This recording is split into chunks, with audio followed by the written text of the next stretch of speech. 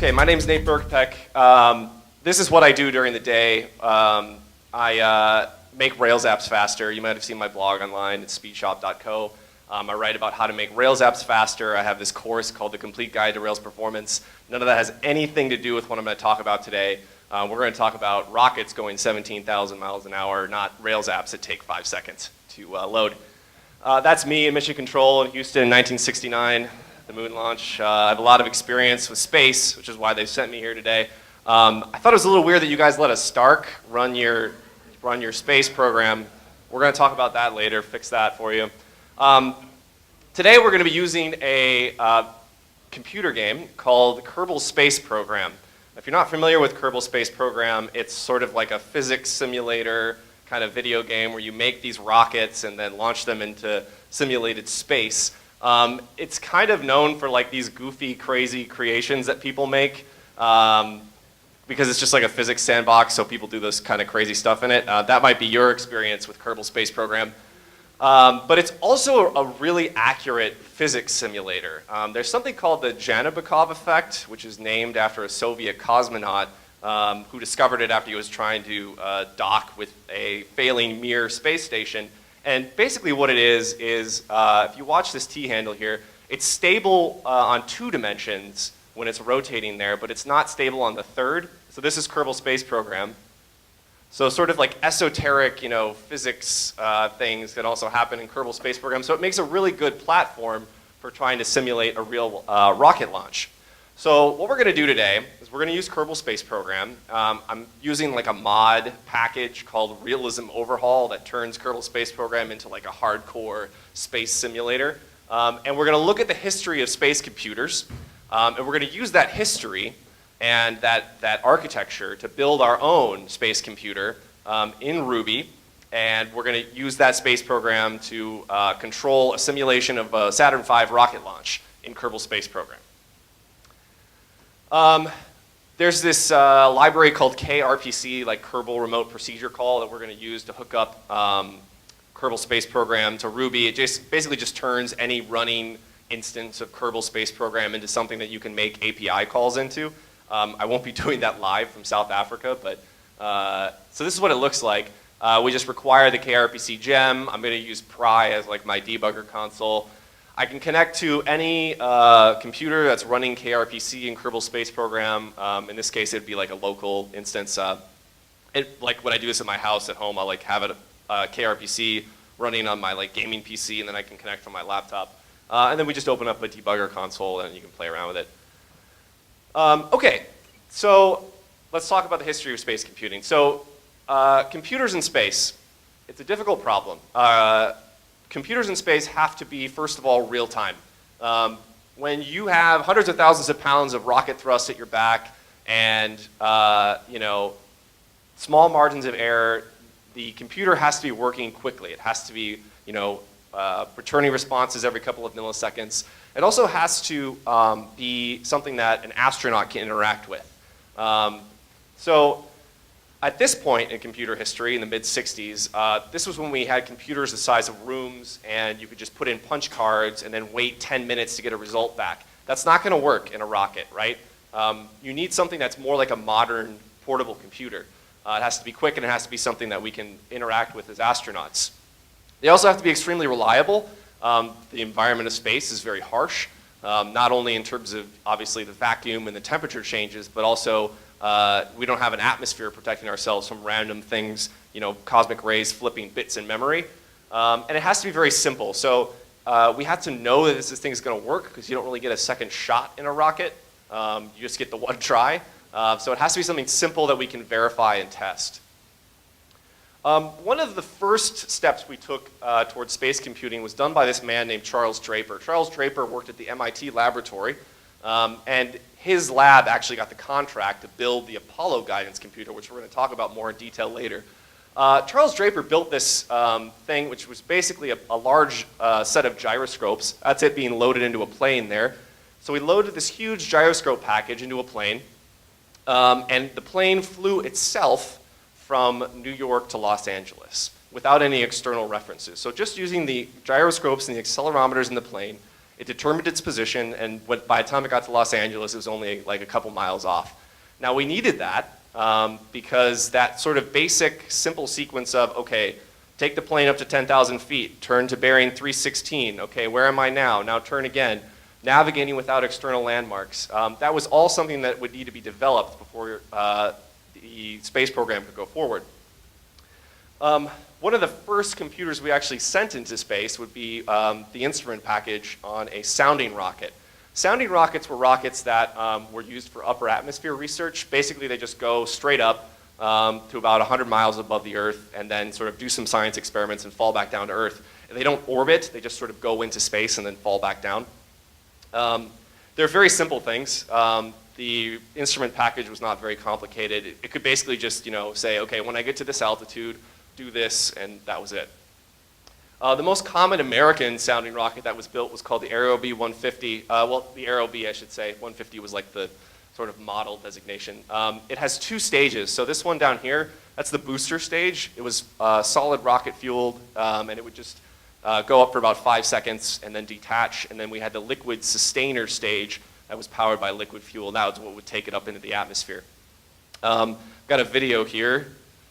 Audio cue, video, to get my audio going again. And this is an Aerobee launch from White Sands, New Mexico, which is not far from where I live now.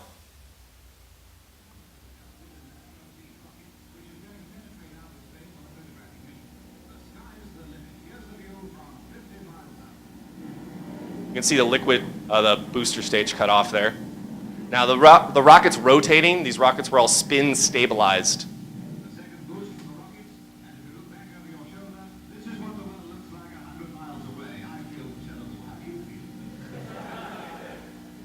Thank you. Turn it back off. That's awful.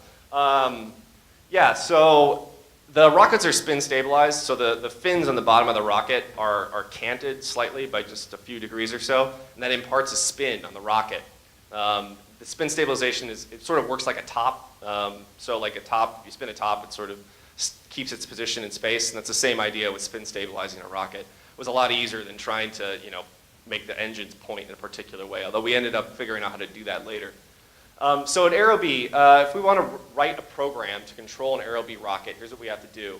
We have to detach from the launch tower when the thrust is adequate. So in the actual Aerobee rocket there, you saw it sort of like went up like a tower and then flew off the tower.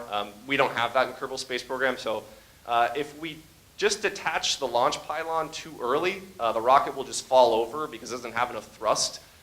So we need to wait until the engine's thrust comes up to somewhat a high value, and then it can lift itself off the pad.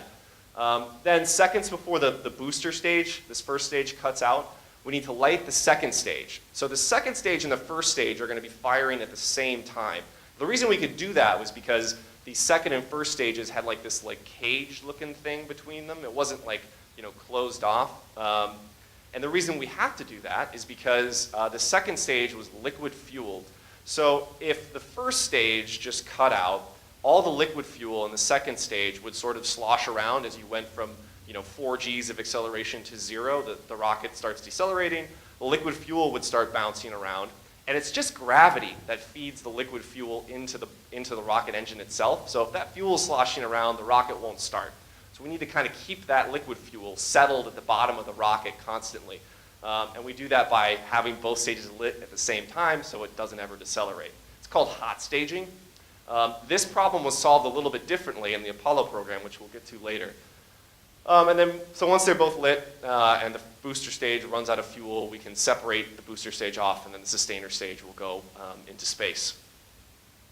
Okay, so here's what this looks like in KRPC and Ruby. We're going to create a client object, and that client will connect to any running instance of Kerbal Space Program. And then I'm just going to keep 2 objects around that I'm going to call vessel and control. Vessel is just going to contain all of our flight telemetry and our orbit and things like that. And the control object will be things that we called, like activate next stage on. It'll be like all the actual rocket controls. So the first thing we're going to do is we're going to ignite the engines by calling activate next stage. And then we're going to wait until the vessel's thrust is equal to or greater than 60% of the max thrust. That'll keep the rocket pointed upright. And then we wait until that's done, and then activate the next stage, which will detach it from the launch pad. I'm just going to memoize how much fuel I have at the beginning of the launch, and then when I have less than 10% of booster stage fuel left, I will activate the next stage, which starts the sustainer engine. And then when we have no more fuel left in the first stage, I will detach the booster from the sustainer. So it's kind of like this really simple procedural program, which is actually the way that these sounding rockets worked in real life.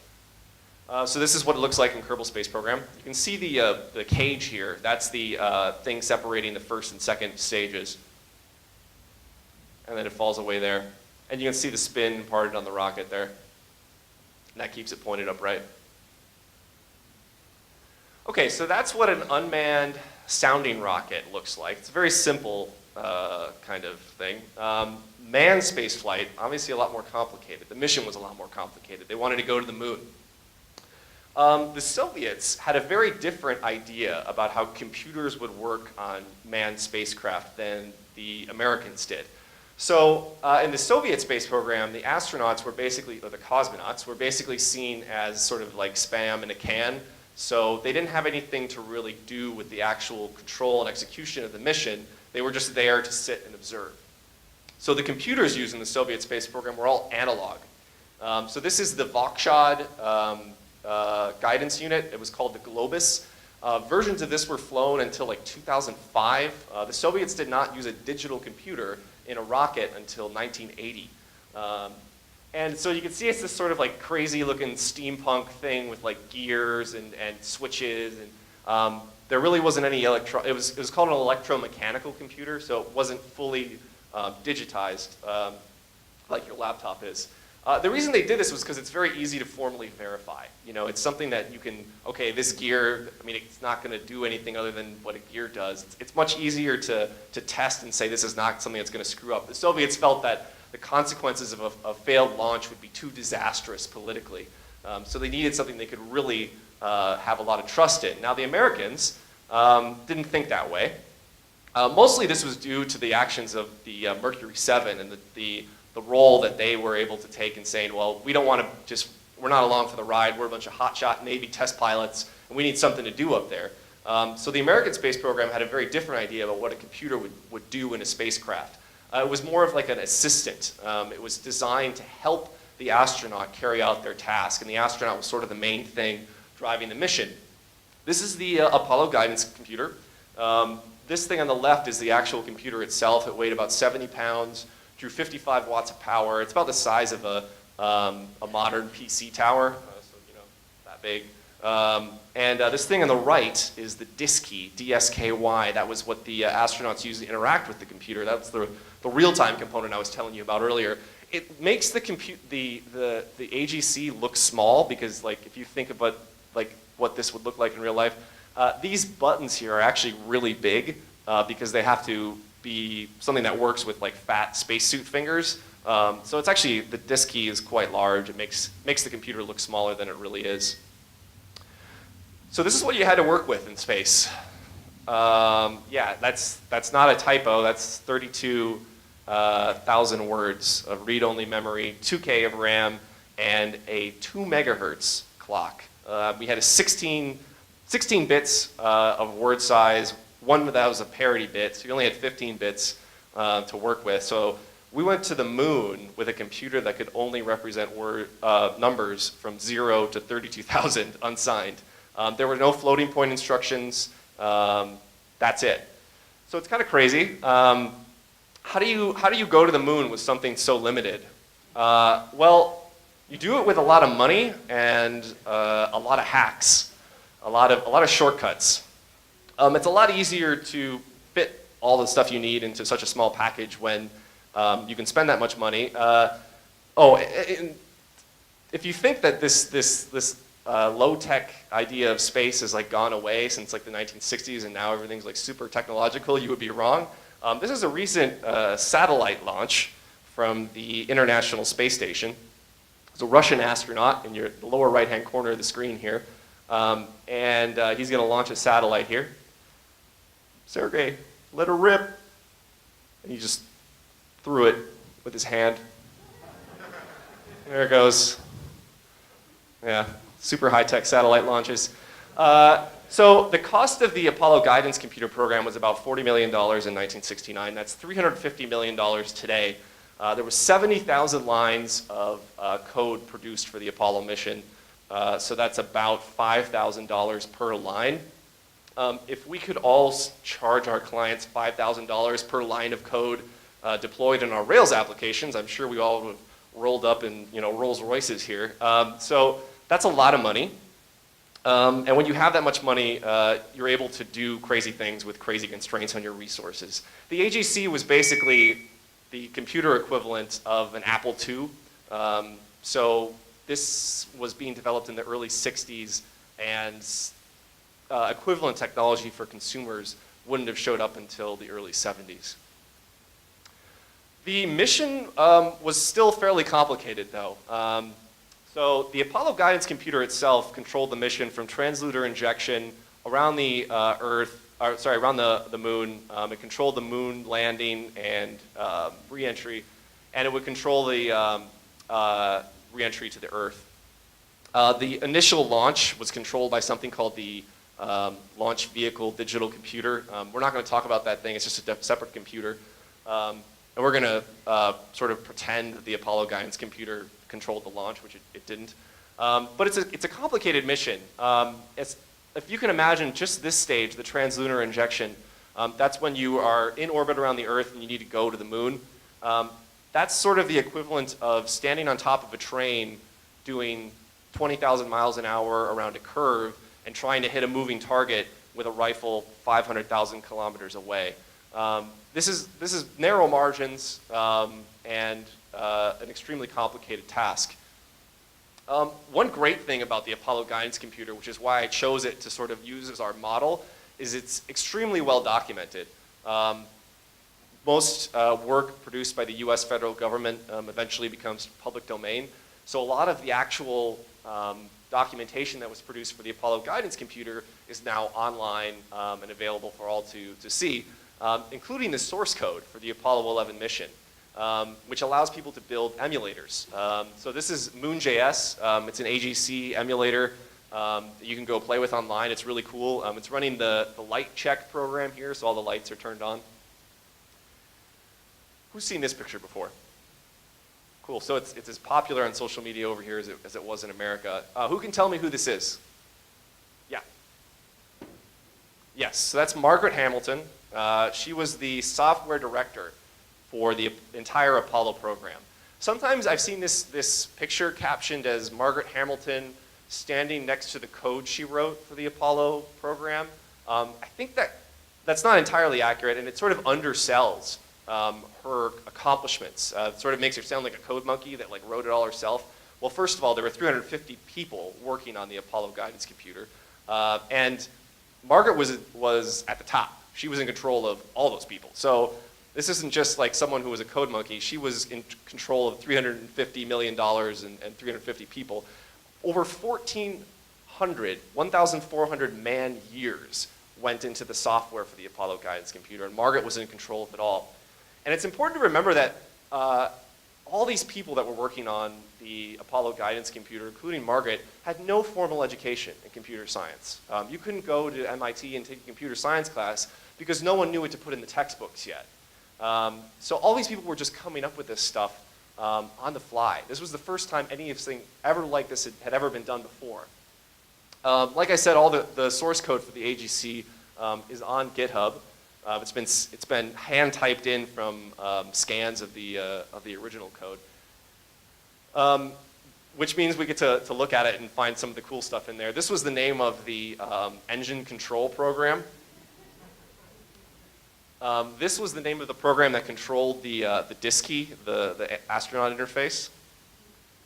This is one of my favorites. This is in Lunar Landing Guidance Equations.agc. That got us to the moon. This is on Apollo 11. This is a good one. So when you're coming in for a landing on the moon, there's a radar which figures out where the surface of the moon is beneath the lunar module. And the radar has to be cranked into a specific position. So the computer asks the astronaut to please crank the silly thing around and then proceed to see if the astronaut's lying about whether or not they did that. And then off to see the wizard was to go to the engine burn program. Just because it's a 60-year-old piece of software, it doesn't stop people from opening up new issues on GitHub about it. This one is referring to the Apollo 13 mission when the oxygen tanks blew up. So just going back to the lunar landing, these space computers have to manage a lot of different things going on at the same time. You know, if you're in a lunar module coasting down towards the surface of the moon, you don't get to like go back. You know, there's a lot of things that have to happen in a very short period of time. So from the beginning, they knew that the Apollo guidance computer would have to be multitasking. It would have to deal with multiple computer tasks at once.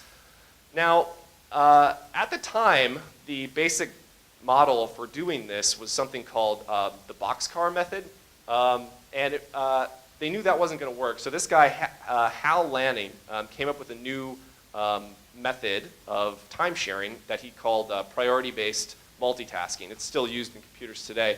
But no one had ever done anything like that before.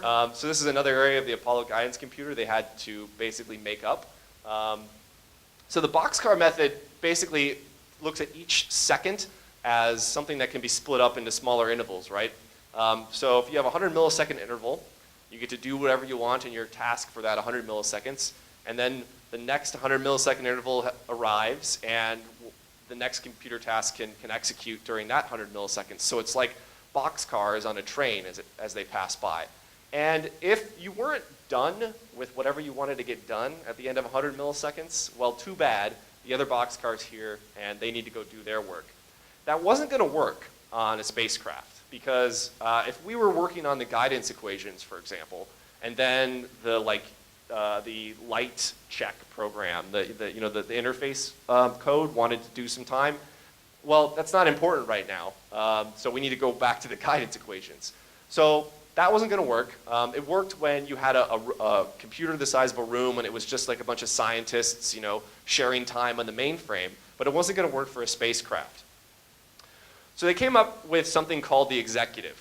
The executive was sort of the closest thing to the AGC's operating system. It's not a real operating system, but it did manage, what task got to execute when. Here's an example in Ruby. So the AGC's executive had what was called a core set. It's 7 core sets. So each task that was running got 1 core set. That was sort of like the memory that the core set, the task had to work with. The core set, you only had 7 words, 7 kilobytes of memory to work with for your task. So if you can ever imagine writing a sidekick job or a method that only got to work with 7 bytes of memory, that would be pretty extreme. But that's what they had to work with. It kept track of where it was in the program with a location counter, and each core set had a priority. A priority of 0 signified that the core set was open and could be used, and a priority of any number would signify the job's priority. The highest priority job was the one that was running at any given time. So if we wanted to get a request to core set for a new job, we're going to give it a priority, and then we're going to give it a job. We're going to go through the core set table and find any core set which is available. And then we're going to give the core set a fiber. So has anyone worked with fibers in Ruby before? This is pretty esoteric, actually. Okay, good. So fibers are cooperative multitasking. So if you ever used a thread, threads get interrupted and can be executed at any time. We can be working in one thread and then another thread will start executing. Fibers are cooperative. So to switch execution between fibers, we actually call fiber.yield. And then fiber.yield is basically like, I'm done with this execution for now. You can go do something else and come back to me later. And Ruby will save where you are in the fiber, and then you can go back and call fiber.resume to resume execution wherever you left off. Now, this is how the AGC actually worked in real life, was they used cooperative multitasking. The AGC programmers had to say, okay, this is when it's okay, to go do something else. And it was basically just up to the programmer to make sure that they checked in often enough and went back to the multitasker often enough. So we're going to give it a new fiber and then just call job.run on a job class. We'll give the core set a priority so we know what priority to execute this with. So as an example, we can have a new executive and request a core set for a priority 10 gravity turn job. We're going to talk about what gravity turns are in a minute. They're pretty cool. Okay, so a job would basically just have a core set which we delegate a bunch of attributes to. And as an example job, something that we're going to run on our computer, I'm just going to have a loop which prints the core set table and all the priorities in the current core set table. And then I'm going to call fiber.yield. When fiber.yield runs, I get to give execution back to the executive. Now this job would just run over and over and over. That would not be super useful.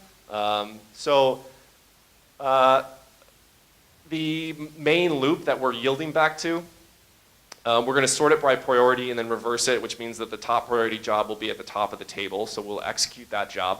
That'll be the one where core set table.first.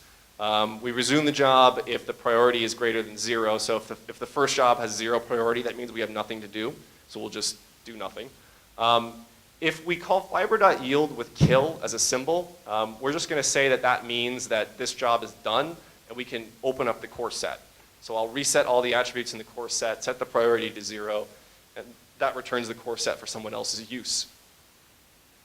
You may have caught on by now that like if there's no jobs, if there's no core sets used, if it's all 0, this is just going to loop forever and ever. So what we can do is use something called the wait list. The AGC in real life had something called the wait list, which was able to schedule tasks for the future. The wait list was also 7 items long. The wait list would basically just be something that we went out to every time we went through the main loop, and we'd say, okay, is there anything waiting to be executed in the future? If now, where is it? If the time, here we go, run waitlist test. So if any of the tasks in our waitlist are supposed to be executed now or earlier than now, we'll just call each of those and do them. So in the real AGC, the things that would be put on the wait list would basically just be these really short, really quick tasks that would mostly just schedule jobs to be executed. Wait list tasks were not something that were meant to be, long execution times. And none of this was like actually enforced anywhere. It was just something that the programmers were expected to know, okay, wait list tasks only have about 140 clock cycles available, so that's how long they have to take. So the wait list, we're going to do things like, okay, schedule this guidance program for 1 second in the future. Schedule this program for 12 seconds in the future. That's the kind of thing that goes on the wait list. In real life, the AGC had a lot of restart protection. So if the power went out at any given time, the computer could just automatically restart. It also had like a sleep mode where it could sleep it could sleep for a second and then wake itself back up. So it needed, and if there was ever a problem, the astronauts wanted to be able to just turn it on and off again and start where they left off. So it needed very robust restart protection. We're not going to be able to do a lot of that in Ruby, so I'm just going to dump the core set into a file and then marshal.load it back. That's very janky. Don't really do that, but it does work for our purposes. And then just as a soft reset, I can just wipe out the core set table and wipe out the wait list and just restart completely. The only sort of safety check that ever ran on the AGC was something called the Night Watchman. The Night Watchman, all it did was make sure that the register which held the core set table was checked. So it just made sure that the tasks that were running checked into the AGC every once in a while and made sure that they didn't just go off and freeze or run for 10 seconds. If it did, so I think in the real AGC it was a 5-second interval, so if a job didn't check back in for 5 seconds, it would just kill itself. It would kill the AGC and reset itself. We can do that with a thread. Whoops. We can do that with a thread. So I'll create a new thread, and then the thread will sleep for 1 second, and then we'll abort the program if we haven't run the main loop within the last second. So that's sort of our like, okay, well, if any of our jobs freeze, then we'll just reset ourselves kind of protection. Okay, so that soft reset functionality actually was extremely important on the first moon landing, Apollo 11. So this is a recreation with a Apollo guidance computer that someone built by hand. So you're going to hear the display. The display was driven by electromagnetic relays, so it makes this wonderful clicking noise as the numbers change. So I got a video coming. I don't know if I can get my audio back on. Did I lose my audio guy? Okay, well, you're not going to hear it then. Let's just play it. So this is the computer activity light in the upper left. This was the program that was running. And these are altitude numbers. You see that light that just turned on? That's the program alarm. That's the alarm number, 1202. What that means is the course set table is overflowing. There's more than 7 tasks that have to be executed at once. This was happening because the landing radar was in the wrong position, and it was sending signals back to the AGC that the AGC couldn't deal with. There's too much work to do. In the audio, Neil Armstrong says, you know, he's kind of panicking. He's like, give me a reading on the 1202 program alarm, because they didn't know what was happening. This was not something that was prepared for. They didn't know what a 1202 alarm was, and it would have been something that they had to, could have caused a mission abort. But MIT was like quickly, they got him on the line, like, what's a 1202 program alarm? And they're like, don't worry about it. Just reset, just turn it on and off again. And it was fine. The AGC performed exactly as designed. Okay, so if we want to write our own space launch program, we have 3 main tasks that we have to do: guidance, navigation, and control. Guidance, this is probably the most important one. Guidance is just, where do I want to go? What's the path I want to take? This would be the guidance during the lunar landing. This is sort of the opposite of a launch, which you're going to talk about in a minute. Guidance would run every 2 seconds in the Apollo guidance computer. This is probably the most mathematically intensive part of the AGC. The AGC actually had a virtual machine which had an extended instruction set that could do like spherical trigonometry and all this complicated stuff that you could call out to. Second task is navigation. Navigation is where am I right now, what position do I have, and how fast am I going? The AGC, the Apollo spacecraft, I should say, had something called the Inertial Measurement Unit, the IMU. And it was basically just a bunch of gyroscopes and accelerometers like you have in your cell phone that told the Apollo craft where it was pointed. This is Charles Draper himself actually demonstrating a gyroscope and how that works. So you can see this disk is spinning here, and as he moves the frame around, the disk is in the same position. So that gives us a stable reference point to refer against as the spacecraft maneuvers. It's very important in space because there's not like you can just look out the window and be like, oh yeah, there's like, you know, some landmark. Although the IMU would sort of drift slightly.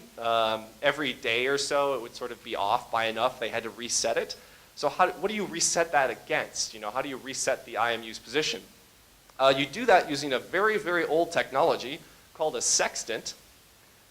There were sextants in both the command module and the lunar module. Here's a guy using one now.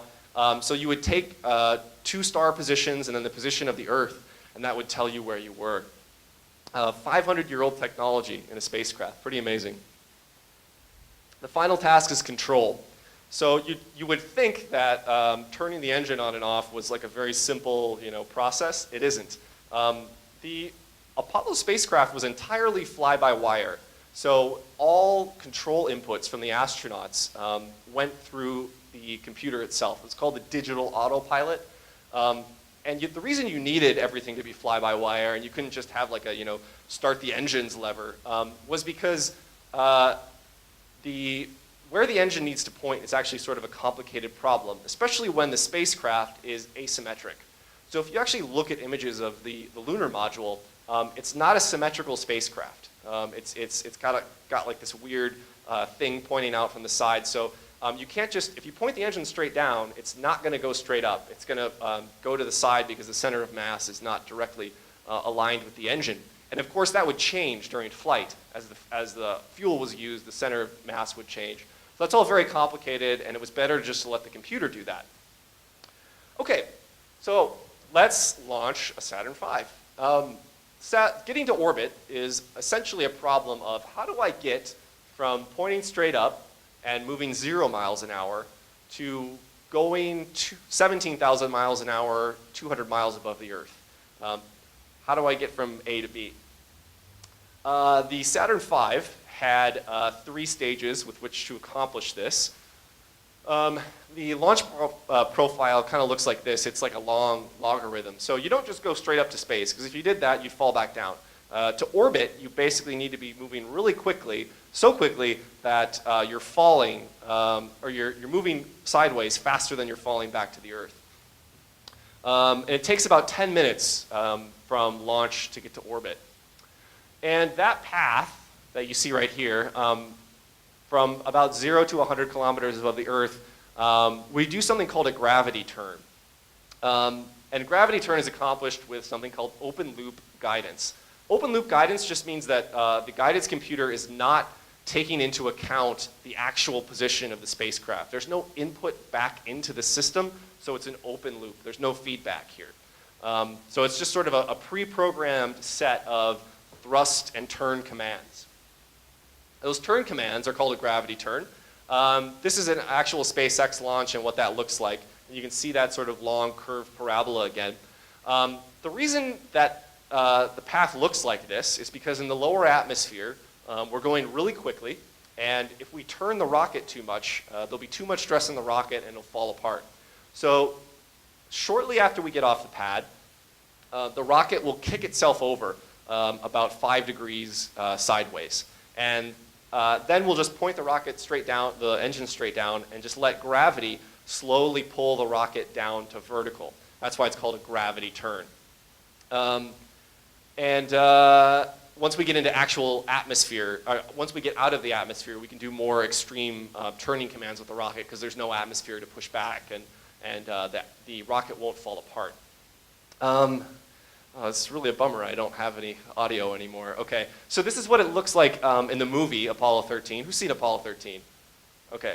I was wondering how many of my cultural, US references would come across here. But it's a James Cameron movie, so I guess most people have seen it. So here goes the rocket. We're going up into space, and I didn't use the real video of the Saturn V launch for this because it's kind of hard to see. So there's that tip over. And so it just does a 5-degree pitch over, and then there's no more turning commands after that. Very simple. This is the real Apollo 13 launch. It's a little bit harder to see because the camera's actually positioned behind where the rocket's turning towards. And in the audio, you can hear the commander, Jim Lovell, say, roll and pitch program complete. So the rocket would roll slightly over, and then there's the turnover. You can just barely see it. And that's the only turning command we have to input until we're basically in space. This is the actual Apollo documentation. The guidance command angle rate shall not exceed 1 degree per second in pitch and yaw. You just couldn't turn the rocket until you were about 100 miles above the Earth. It just wasn't possible. The actual launch equations are available online. Don't tell Kim Jong-il. The thing that we used to determine what angle we were going to turn to was something called linear tangent steering. It's just a bunch of spherical trigonometry, and I'm not really going to go into it other than to say this is what it looks like. And this looks complicated, but once you start taking into account all the things that the actual guidance equations actually took into account, like, for example, the fact that the Earth is not flat, that gravity varies in different locations on the Earth, things start to get really complicated really quickly. So we're just going to pretend all those problems don't exist and just do the simple version, although the very simple version of this program actually gets you like 90% of the way there in terms of optimality anyway. And then the final thing we have to do in our launch sequence is something called the Yaw Maneuver. So in the actual Saturn V, what would happen is you would launch off the pad and then do a quick turn away from the launch tower, just tilted the vehicle over by about 1 degree, and then you burn for about 5 seconds and then turn back up. And it's actually really subtle because it's only at 1 degree over, but you did that, you wanted to get away from the launch tower in case, you know, a rogue wind or like an engine failing wouldn't blow you back into the tower and then cause a catastrophe. So what that looks like in KRPC is we'll just change our pitch by 1.25 degrees and then wait 7.75 seconds and then go back to vertical. This is what it looks, the Yaw maneuver looks like in a modern Antares rocket. So you can see the wind coming in from the right-hand side. This is Cape Canaveral, Florida, so this is the Atlantic. So the wind's coming in off the Atlantic here. And then you'll see the rocket just tip over slightly to the right and then goes back up straight so it doesn't fall back into the tower. Okay, so this is what our launch looks like. We have to ignite the engines and then lift off from the pad, do our yaw maneuver, and then once we get to about 100 meters per second, we'll start the pitch to start the gravity turn. And then we'll just disable the pitch control, so we'll just let the rocket pitch the way it wants to, and then wait until dynamic pressure on the rocket is low. Dynamic pressure is just the current atmospheric pressure plus the aerodynamic pressure on the rocket because we're traveling, you know, thousands of miles an hour. And then we'll start closed loop guidance. Closed loop guidance is just the more complicated, you know, taking into account where the vehicle is and where we drifted off to and where we want to go. That's closed loop guidance. And then we'll burn until our periapsis, that's the lowest point in our orbit. So we'll just burn until the lowest point in our orbit is above 100 kilometers. We're basically in space.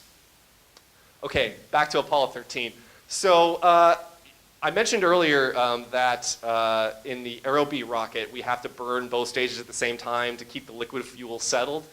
So we couldn't do that in the Saturn V, but we did have a different solution. It was called an ullage motor. And these ullage motors are solid rocket fuel motors that basically start before the liquid fuel goes. So we're in the first stage right now, just barely getting into space. He's turning off the automatic abort there. So there goes the first stage. So they're decelerating right now. This is the view from the second stage. And you're going to see there's the ullage motor, and then the main second stage motor kicks in. So it sort of has these solid rockets that settle all the fuel down into the bottom of the rocket before it actually ignites the second stage. Otherwise, the second stage wouldn't even be able to ignite.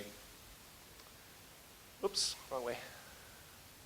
Okay, so this is what it looks like in Kerbal Space Program.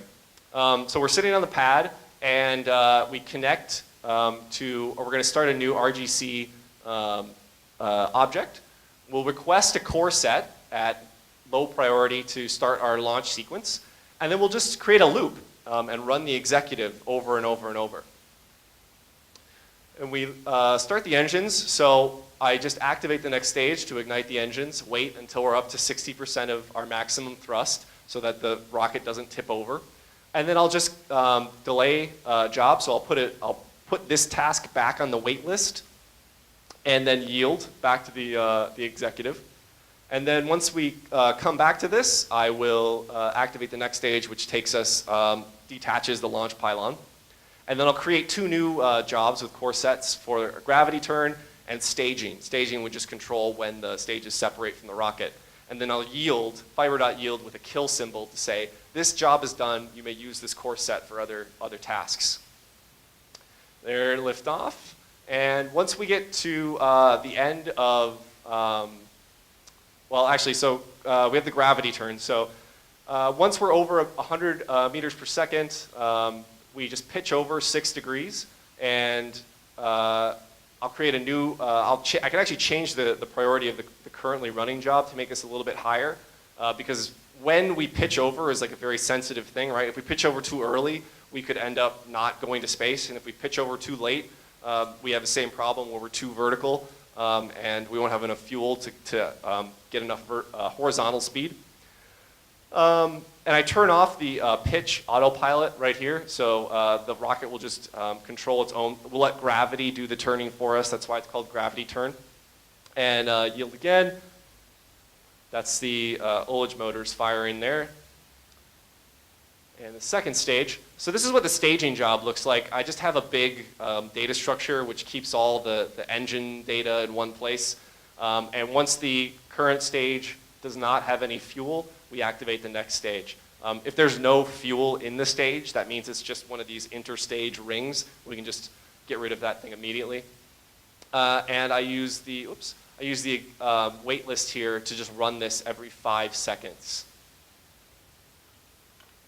That's the second stage going to space. I talked about closed loop guidance very briefly. So the Apollo guidance computer had something, well, this isn't the AGC, but the Apollo vehicle, I should say, had something called the iterative guidance mode. That was what they called closed loop guidance. And like I said, it's just a closed feedback loop. That's why it's called closed loop. So we just wait until we're above 100,000 meters, so 100 kilometers. And once we've gotten above that altitude, we can throttle down, and we're in space. That's what that looks like. So that is how you go to orbit with Ruby. And that's my talk. Thank you very much.